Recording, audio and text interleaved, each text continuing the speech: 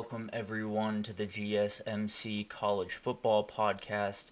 I'm your host, Tommy Brzee. Thank you so much for tuning in. We are brought to you by the GSMC Sports Network. We have a great show for you today. We're going to start in two court cases, which is not the most interesting way to start, but we are going to start with the NCAA against Tennessee and a ruling there that will impact NIL going forward through the next many years, and then we will get into the ACC and Florida State. The ACC and Florida State just had a new group join the party there in that court case, and then we'll get into the combine a little bit. We'll talk about D linemen and linebackers that I'm watching particularly closely, and then we will finish it off with another Top 10 Tuesday. We will talk about top 10 returning quarterbacks for this upcoming year. Some interesting choices in there, so leave a comment if you agree or disagree, and we can get into a fun little back and forth. But before we start, we do get tons of questions throughout the show, and I think the best way to do that, the best way for you guys to see it on the screen and for us to have a fun back and forth here, is to use the link at the bottom of the screen, streamelements.com/gsmcsportsnetwork./tip. It's a huge help not only to us here at the network, but to you all to see your questions on the screen. I can answer them, and we can have a fun segment here. So let's jump right in, why don't we? Because tons of stuff has happened throughout the sport over the last couple of weeks, and one of the big things that has kind of been overshadowed over the last week or so has been the NCAA's case against Tennessee. And all of this started right when Tennessee had gotten accused of NIL violations surrounding their current quarterback, Nico Iamaleava, and I think it created this interesting dynamic between the NCAA and pretty much every school in the country, because there was always going to be a moment where the NCAA went after someone and they didn't take it, I guess. They refused to just roll over and take the punishment and keep moving. So Tennessee was that person, right? They decided to say, they have no grounds to do this. This is not fair in any way. And Virginia joined them in that fight, and they got a huge win over the last weekend.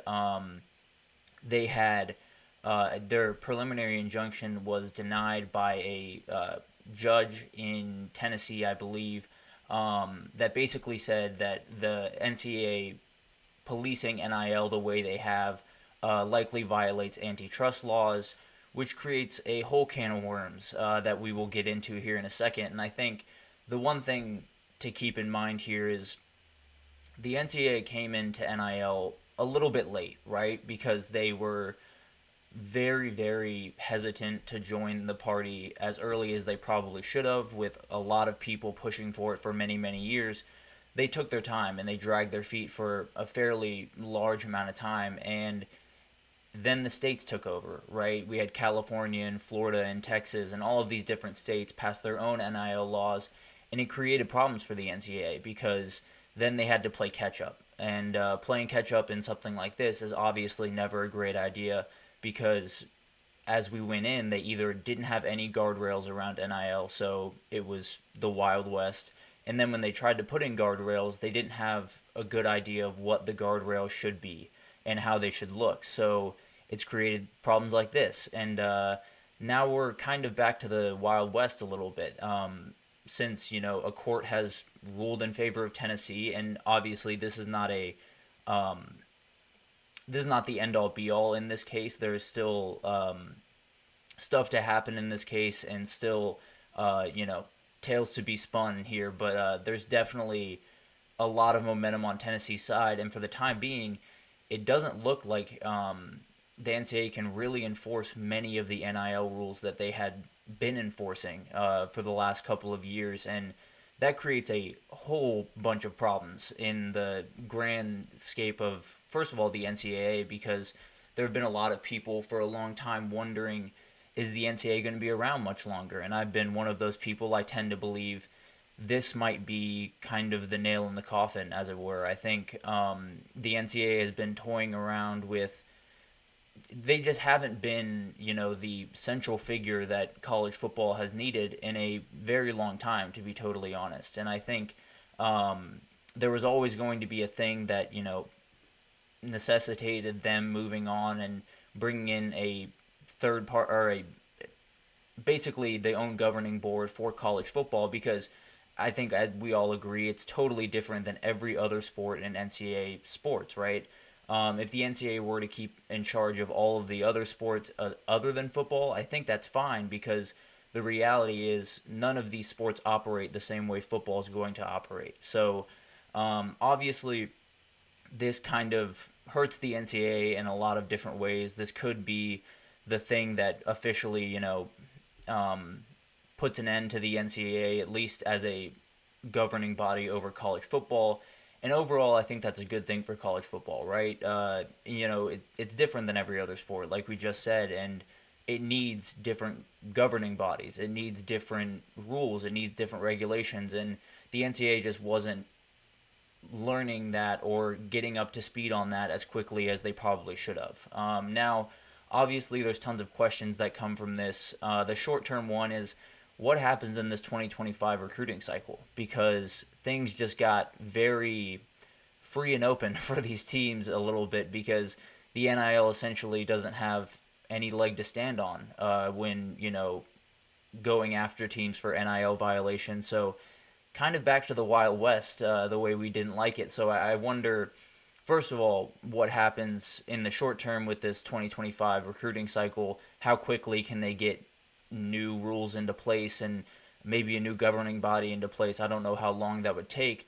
But also, what does NIL look like after all of this? Because I think we all agree that NIL, as it is right now, is not sustainable, and there's going to be a total flip at some point, whether that's, football players signing contracts with schools or conferences, becoming employees.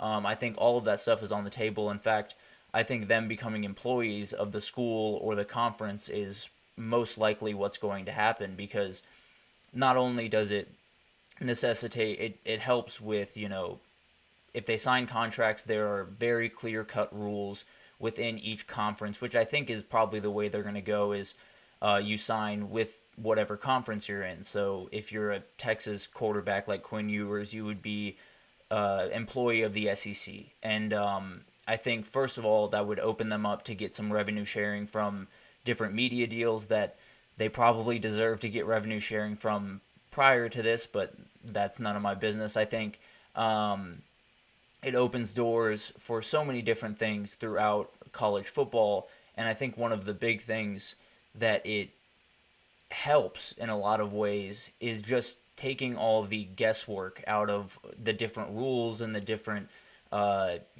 injunctions that are going on, because when this first came forward and the NCAA was coming after Tennessee for violating NIL rules, there were a lot of people that immediately assumed either they did it and they were all against Tennessee, and I think a lot of those people were people that don't love Tennessee in general, but also there were a group of people that thought the NCAA was full of it and didn't have a leg to stand on and all of this different stuff. So it's created a lot of confusion and a lot of gray area in all of these different cases that we go through, and I don't think that's good for anyone. I don't think it's helpful for the players, because they have a weird idea of what they can and what they can't do.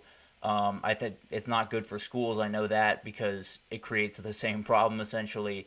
And then it's not good for the NCAA or the sport in general, because us as fans have very little idea of what's going on behind closed doors. And even if we did have a good idea of what's going on behind closed doors, we don't know if that's okay or not, because we have such a loose idea of what the rules are. I think if you bring on athletes as employees of a conference, then you can have rules within that conference that are very clear cut, whether that's a NIL salary cap, whether that's a number of, NIL deals you can give out to a certain player, or whatever that looks like. At the very least, you'll have that structure that I think a lot of people have been yearning for in college football for the last little bit. And I think one of the very, very interesting layers of this that Josh Pate had brought up on his show, I think on Sunday, he was talking about, what does this mean for if these players sign contracts and they become employees and they get quote unquote a salary, whether that's collective bargaining agreements or media rights deals, wherever they get that from, right?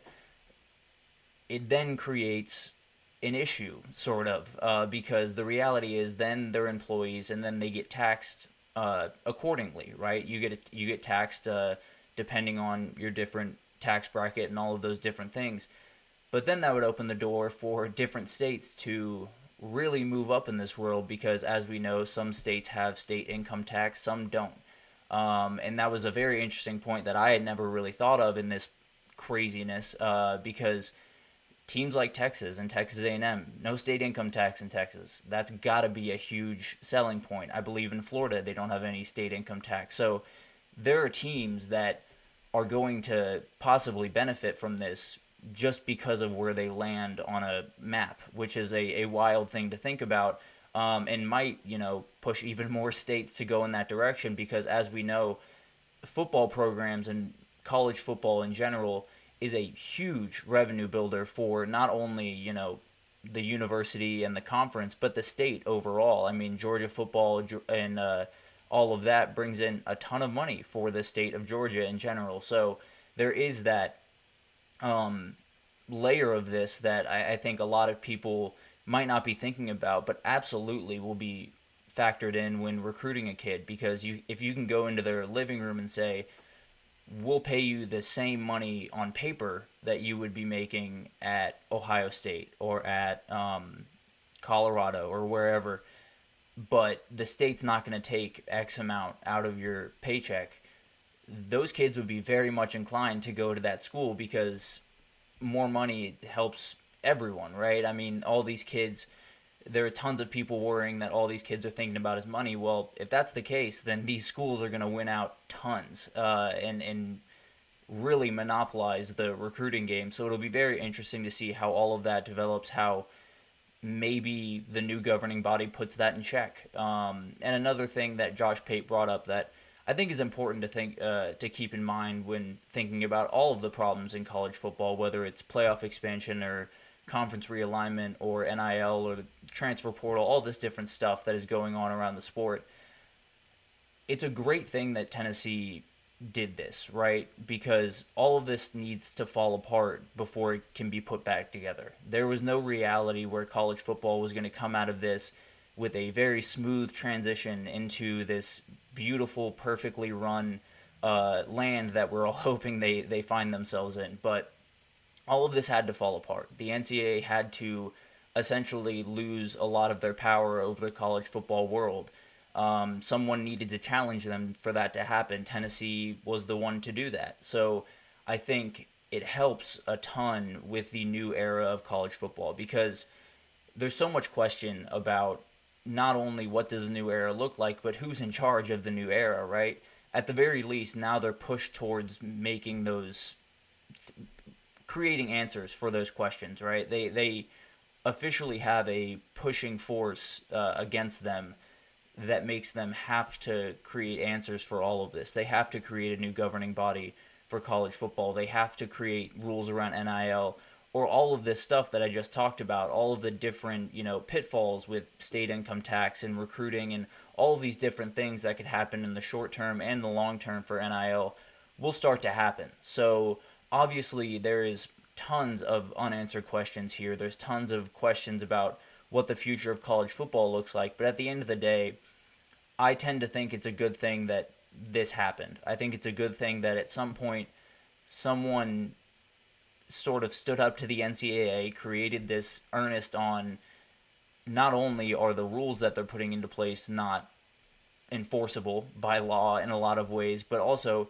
these people just aren't the correct people to be running the sport anymore. And that's just kind of the way it is, and it had to come to an inflection point, and I think this might be it. I think this might be the moment that everyone looks at and reminds themselves that the NCAA just isn't quite fit anymore to keep up with the world of college football, and that's okay. We just need to answer a lot of the questions that are currently unanswered. But still tons to happen on that front, still tons of questions to be answered in terms of the NIL and this fight in particular, because while this is a huge win for Tennessee, not the end all be all, right? So still ton to figure out there, ton to answer, but at least we're starting to go towards the track of answering those questions. So, but we're going to take a short break here. When we come back, we're going to talk about the ACC and ESPN teaming up against Florida State, which is a very interesting development in that case. But we're going to take a short break, and we will be right back.